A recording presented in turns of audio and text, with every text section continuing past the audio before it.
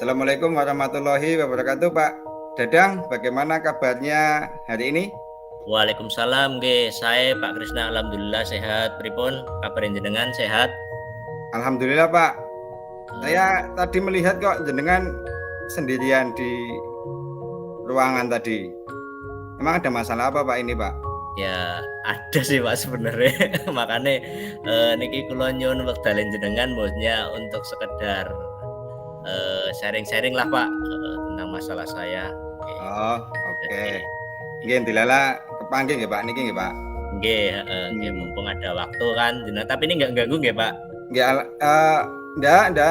ganggu sama sekali, Pak. Nggih. Kebetulan juga saya sudah tadi sudah tak kerjakan semua sih tugas-tugasnya.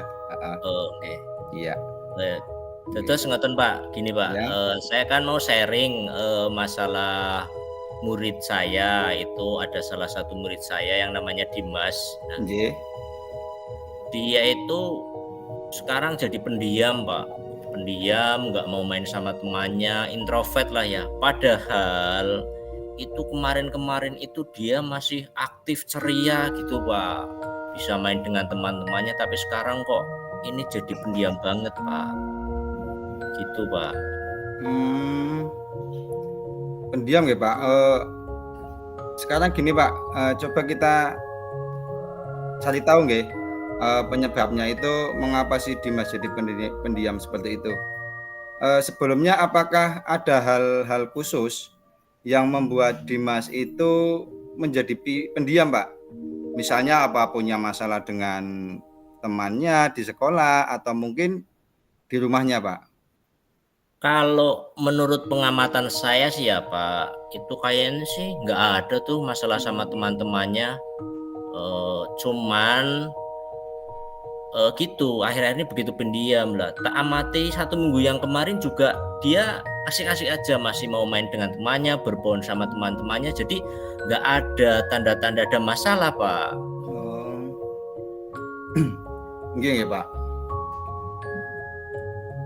Selanjutnya tindakan apa ini yang memungkinkan jenengan lakukan untuk menyingkapi si Dimas ini yang permasalahannya itu sebagai seorang yang pendiam seperti itu Pak? Saya sih punya rencana tindakannya sih pengennya home visit Pak. Saya mau kunjungan ke rumah Dimas ngoten Pak. Oh, mau berkunjung ke rumahnya. Emang rumahnya itu dari sekolahan jaraknya jauh apa dekat Pak? Ya jaraknya lumayan jauh sih Pak. Makanya sebelum melakukan home visit itu apakah jenengan itu sudah pernah mencari informasi mengenai latar belakang si Dimas ini?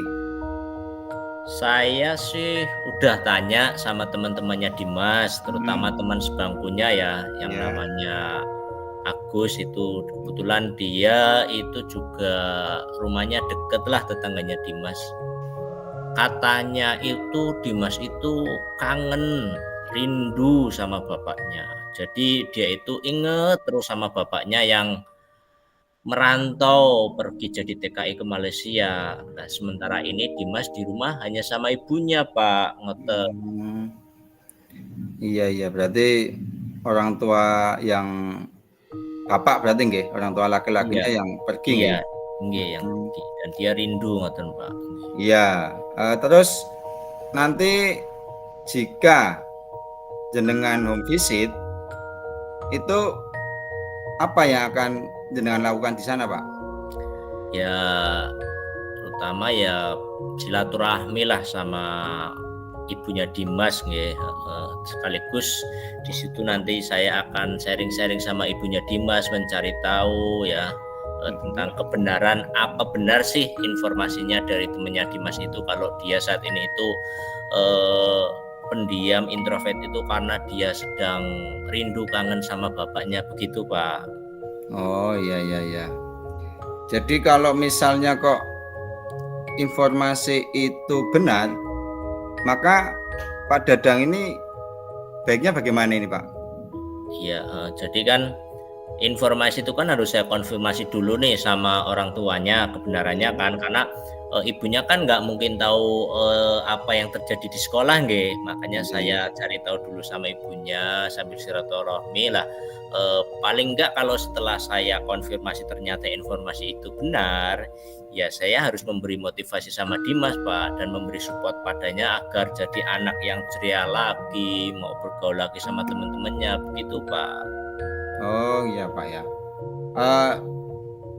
Ya saya harap sih seperti itu. Nantinya Pak Dadang bisa memberi motivasi itu loh Pak, agar si Dimas ini lebih bersemangat lagi. Oke Iya, Pak, selanjutnya dari proses tadi skala berapa ini antara 1 dan 10, di mana posisi Pak Dadang sekarang menjadi wali kelas dari si Dimas untuk mencikapi pencapaian tersebut Pak? Kalau dari skala 1 sampai 10 sih kayaknya 9 saya mampu Pak, insya Allah optimis lah. Saya angkat adik-adik angka 9 itu bisa setelah melakukan home visit itu. Angka 9 ya Pak? Iya. Berarti insya Allah bisa ya Pak? Bisa insya Allah, optimis saya itu Pak, angka 9 lah. Yang penting ada semangat untuk memberi motivasi si Dimas ya. Iya. Insya Allah ya semuanya akan bisa lah. Iya. Sekarang kekuatan Pak Dadang ini dalam mencapai tujuan tersebut bagaimana Pak? Kalau menurut saya nih, karena saya sendiri kan pernah berada di posisi Dimas. Saya kebetulan hampir sama punya pengalaman kayak Dimas ya. Pernah waktu kecil juga ditinggal jauh kerja sama orang tuanya ya. Jadi saya bisa tahu bagaimana perasaan seorang anak laki-laki itu mendam rindu sama orang tuanya, yang tadinya dia setiap hari ketemu orang tuanya, bisa bergaul, bisa ngobrol, tapi sekarang tiba-tiba kok kerja, apalagi di luar negeri kan, untuk komunikasi mungkin susah. Jadi saya pernah merasakan rasa seperti itu Pak. Jadi saya tahu bagaimana bisa menjaga dan mengendalikan perasaan serta rasa rindu saya kepada seorang ayah. Jadi mungkin karena pengalaman tadi saya optimis bisa mencapai tujuan tersebut Pak. Itu salah satu kekuatan saya, karena saya sendiri punya pengalaman pribadi yang nggak beda jauh dari Dimas Pak. Jadi saya tahu rasanya kayak Dimas itu bagaimana gitu. Oh iya, berarti dulu jenengan juga pernah ditinggal pas kecil dulu Pak? Enggak Pak, jadi samalah orang tua juga saya merantau. Jadi saya tahu perasaan Dimas itu gimana. Oh iya. Enggak Pak, memang kalau ditinggal orang tua, apalagi itu seorang ayah, itu memang biasanya laki-laki itu lebih dekat dengan ayahnya sih Pak. Iya. Setelah kekuatan yang Pak Dadang sampaikan ini untuk mencapai tujuan, kemudian hambatan apa yang bisa menghambat tujuan dari Pak Dadang ini? Lah ini dia Pak. Saya itu tanya-tanya sama Agus, temannya Dimas itu. Ini mungkin salah satu hambatannya itu gini Pak. Jadi ibunya Dimas ini ternyata nggak setiap saat itu di rumah Pak. Ibunya Dimas juga ternyata bekerja. Lah kerjaannya dia itu waktunya tidak tentu, nggak dari pagi sekian jam sekian. Jadi kerjanya itu serabutan, membantu orang lah, rumah tangga orang, misalkan nyetrika, bersih rumah. Dan pulangnya ini tidak tahu kapan dia pulangnya. Jadi mungkin itu Pak kendalanya di situ. Untuk ketemu orang tuanya Dimas, ibunya ini mungkin yang agak susah Pak. Oh iya ya Pak ya. Baik, sekarang mari kita identifikasi nih Pak, dari potensi dan solusi atau strategi yang bisa kita terapkan untuk menyelesaikan permasalahan tersebut. Apakah rencana Bapak untuk mengatasi permasalahan tersebut? Ya, yang jelas satu tadi saya harus cari informasi dulu dari si Agus temennya ini validnya ya kapan ibunya si Dimas ini di rumah kan. Kalau ibunya Dimas ini libur, saya bisa langsung ke sana ya kan. Nah, kalau sudah ketemu nih sudah home visit ya saya akan coba komunikasi secara langsung dan dengan ibunya Dimas kan. Nanti bener apa enggak posisinya Dimas begini-begini gitu.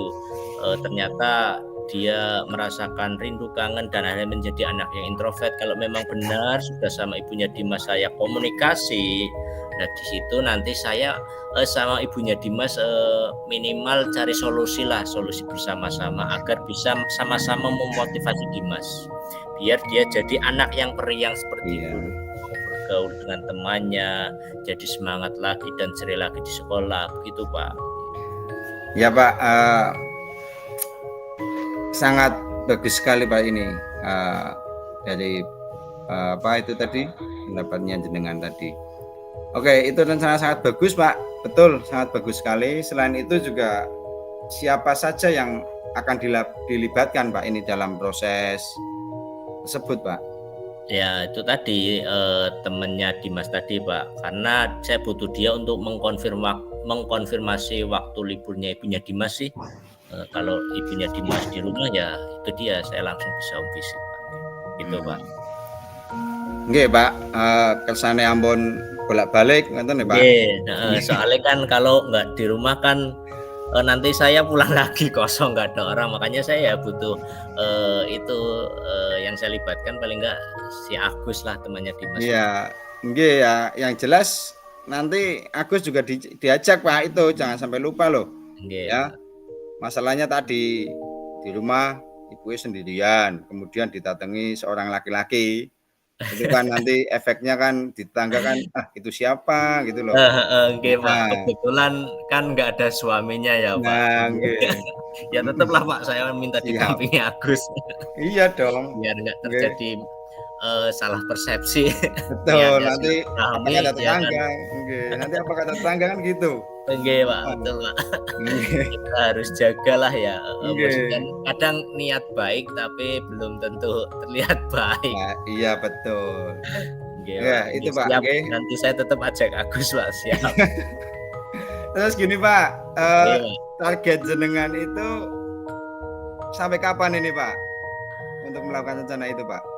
Saya sih nggak perlu lama Pak. Saya harap waktu antara 5 harian inilah saya sudah harus dapat informasi dari Agus yang biar masalah ini nggak berlarut-larut gitu Pak. Iya Pak, berarti antaranya minggu depan ya Pak? Nggih Pak, ya sekitar 5 hari lah Pak. Nggih. Oh iya.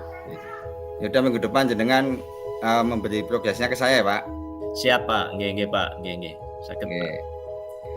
Nggih mohon otomatis jenengan saya yakin kok jenengan memang ya namanya aja pernah menjadi orang tua, kemudian wali kelasnya juga, jadi perhatian kepada anaknya itu harus selalu dikedepankan gitu loh Pak.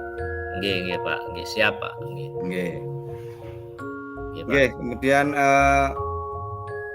setidaknya untuk mengatasi semuanya ini Pak, jenengan terus semangat, nggih.